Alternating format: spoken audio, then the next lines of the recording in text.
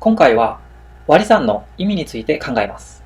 例として10割る3分の2を使います。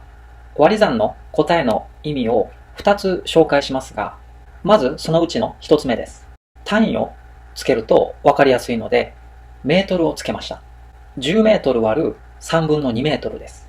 この割り算の答えは、10メートルは3分の2メートルの何倍ですかということを表しています。つまり10メートル割る3分の2メートルの答えは、このハテナになります。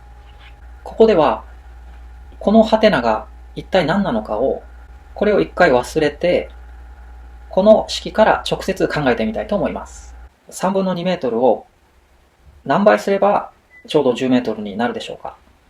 ちょっといきなり10にするのは厳しいので、一回1を経由したいと思います。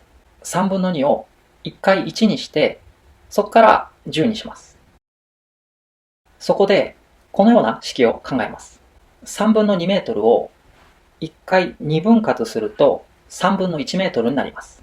そして3倍すると1メートルになります。今、この時点で1メートルになっています。あとは10倍するだけです。ここの1回2等分してから3倍するという作業は2分の3倍するのと一緒です。ここをちょっと消します。かける2分の3倍。ということで、3分の2メートルを10メートルにするためには、まず2分の3倍して、続けて10倍すれば OK です。したがって、10メートル割る3分の2メートルの答えは2分の3かける10になるはずです。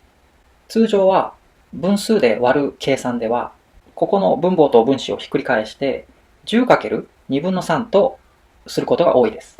ところがこの10メートル割る3分の2メートルという式の意味から考えると、この2分の 3×10 の方が分かりやすいと思います。次は分数の割り算の答えが持つ意味の2つ目です。さっきと同じように単位をつけると分かりやすいので、ここにメートルをつけております。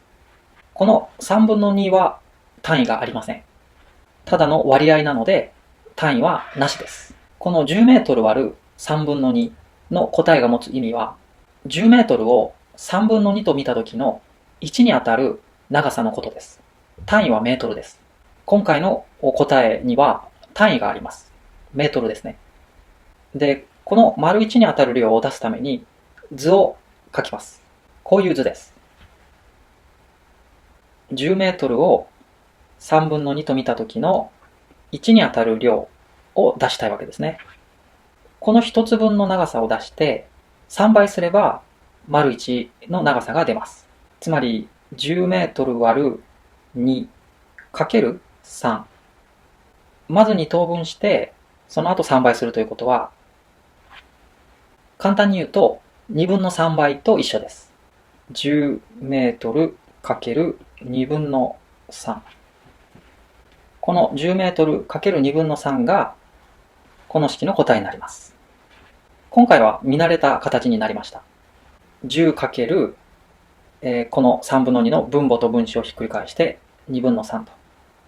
今回は2つの意味を紹介しましたけれども、どちらの意味もこの 10×2 分の3で表せております。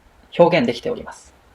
または、この10割る3分の2は 10×2 分の3だよというルールがまず先にあって、この答えが2つの意味を持っていると考えた方が順番として良いのかもしれません。まず計算のやり方のルールの方が先に存在して、その計算結果というか答えに2つの意味がくっついてきたという考え方です。そう考えると、分数の割り算で、なぜ分母と分子をひっくり返して書けるのかという問いに対する答えは、誰かが、ただ決めただけというのがひょっとしたら正しいのかもしれないです。